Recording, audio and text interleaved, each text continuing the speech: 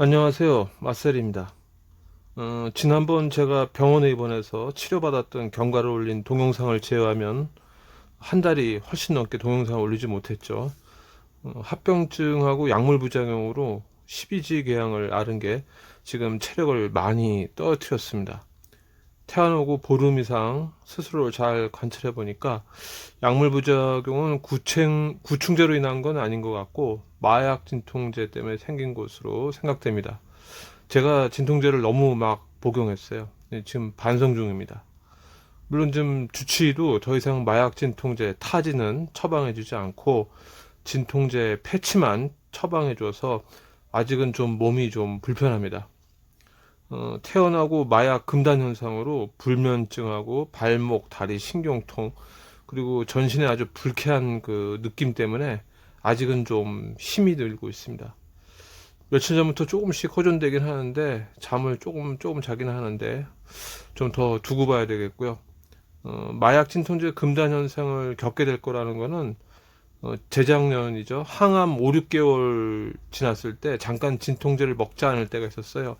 그때 잠을 자려고 누웠다가 온몸이 뒤틀리는 것 같고 이상해서 그 밤을 꼬박 새웠습니다. 암이 완치된다 하더라도 언젠가는 한번 극복해야 할 일이기 때문에 차라리 지금 빨리 극복하자는 마음으로 버티고 있습니다. 한 1, 2주일 안에는 거의 완전하게 금단 현상을 극복하지 않을까 예상됩니다. 오늘은 제가 지난 겨울에 한 번, 두 번, 동영상에서 말씀드린 적이 있죠. 베이킹소다 항암요법을 소개드리겠습니다. 이 베이킹소다 요법은 수십 년 전에 80년대에 이미 큰 논란이 됐던 어찌 보면 비운의 요법입니다. 이 요법을 처방 시술하고 전파한 이탈리아의 의사는 주류 의학계에 엄청난 비난을 받고 매도돼서 결국 구속까지 됐었습니다. 지금도 항암 효과에 대해서는 논란이 많습니다. 이 베이킹소다 요법의 중점은 체내 신체 pH 농도에 있습니다. 산성, 알칼리성에 답이 있다는 거죠. 암은 산성 환경에서 당 흡수를 잘하고 성장하면서 전이 됩니다. 이 환경을 알칼리로 전환하면 암은 성장을 하지 못하게 됩니다. 다시 말해서 베이킹소다로 암의 환경을 알칼리로 전환시키면 암을 사멸시킬 수 있다는 실증적인 이론입니다. 원래는 베이킹소다 용액을 암세포에 직접 주사해서 암세포를 사멸시키는 게 가장 확실한 기본요법입니다. 카테터라는 가는 관을 삽입해서 베이킹소다 용액을 주사하는 방법입니다.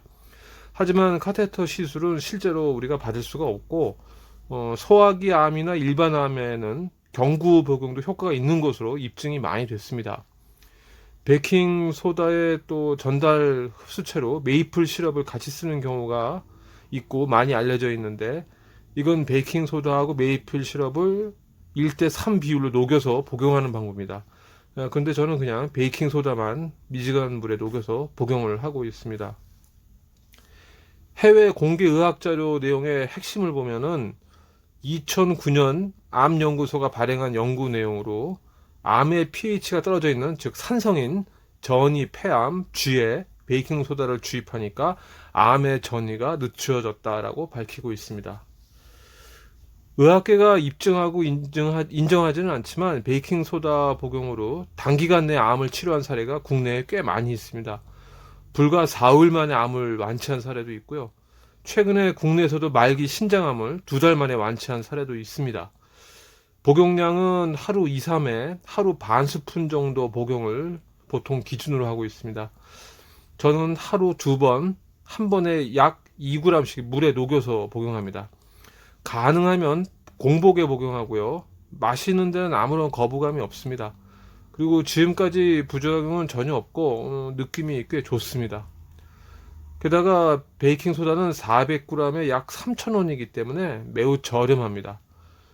결국 뭐 한 달에 1,000원 정도밖에 안 되는 비용이죠. 안전성이나 비용면을 볼 때 시도하지 않을 이유가 전혀 없습니다.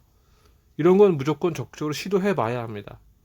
물론 지나친 과량 복용만 아니면 베이킹소다가 인체에 큰 부작용을 일으킬 가능성은 전혀 없습니다. 단 세척용 베이킹소다가 아닌 식품용으로 정제된 순수 베이킹소다를 복용해야 합니다. 그리고 쓸데없이 베이킹소다의 위험성을 말하는 사람들이 있는데 실질적으로 밝혀진 부작용은 절대로 아닙니다. 오히려 비뇨기나 소화 기능, 체내 알칼리화에 도움을 줘서 긍정적이고 부수적인 효능을 더 기대할 수가 있습니다. 저는 저 나름대로 이 요법을 3B, 7B라고, 그러니까 3B, 7B라고 일단 칭하고 싶습니다. 3B, 3B, 3일 벤지미다졸 구충제를 복용하고 7B, 7일 베이킹소다를 복용한다. 그래서 3B, 7B, 구충제 당독요법으로는 부족한 항암작용을 보완하고 치료 가능성을 충분히 올릴 수 있다고 예상됩니다. 저는 2주 후에 CT 촬영을 하게 되는데 그때 상당한 효과가 입증되기를 기대하고 있습니다. 그리고 몇 번 이야기했지만 적극적인 식이요법, 음식 섭취 절제를 말하는 분들이 많은데 어설프게 암에 나쁘다고 이거 안 먹고 저거 안 먹고 하다가 영양 부족으로 오히려 암세포 공격에 지게 될 뿐입니다. 많은 암 환자들이 실질적으로 몸이 지치고 마음이 지쳐서 죽어요. 영양 섭취를 제대로 하지 못하고 이길 수 있는 난치성 만성 질환은 절대 존재하지 않습니다. 식이요법을 하려면 정말 올바르게 제대로 해야지 괜히 음식만 이리저리 가리다가 체력만 떨어져서 결국 쓰러집니다. 규칙적인 식사하고 또 기름진 음식과 단 음식을 절제하는 정도만으로도 일단은 기본은 되는 거고 독한 마음 먹고 깊은 산에 들어가서 나물 약촉해서 먹지 않는 한 무작정 절제하는 건 오히려 독이 될 수 있습니다. 반드시 충분한 영양 섭취, 특히 단백질을 충분히 섭취해야 됩니다. 암에 죽는 게 아니고 괜히 겁을 먹고 굶어 죽는 우매한 짓을 해서는 절대 안 됩니다. 그리고 또 제가 분당차병원 암센터를 추천한다고 비난하는 분들이 있는데 소갈딱지 똑바로 갖고 사세요. 저는 췌장암 말기 환자로서 병원과 의사 때문에 불편하고 힘든 환우들 위해서 상대적으로 편할 수 있는 분당차병원을 적극적으로 추천드립니다. 특히 수도권으로 올라와야 하는 지방의 환우분들한테 추천합니다. 건강보험 데이터로도 암치료 성적이 가장 좋은 병원이기도 하고요. 차병원이. 다른 암환우들 분들도 상당히 만족하고 있습니다. 특히 제가 다니는 혈액조형내과 제 주치의는 환우분들 거의 모두 만족하고 칭찬하고 있어요. 그러니까 제가 추천을 안 드릴 수가 없죠. 자, 그건 그렇고 요즘 코로나 때문에 정부와 지자재 획일적으로 국민에게 복장을 풀고 있습니다. 정말 그 지원금을 받아야 할 국민이 과연 몇 퍼센트나 될까? 순수 자본이 취약한 우리나라 국민이라면 미래 세대를 위해서 반드시 다시 생각해야 합니다. 공짜로 준다고 무조건 받아먹고 좋아할 일이 절대 아닙니다. 이렇게 가다가는 정말 더 무서운 재앙에서 자본이 고갈돼서 버틸 수 없게 됩니다. 코로나는 앞으로 미래 인류에게 닥칠 재앙에 비하면 아무것도 아닐 수 있습니다. 반드시 인류에게 엄청난 재앙은 옵니다.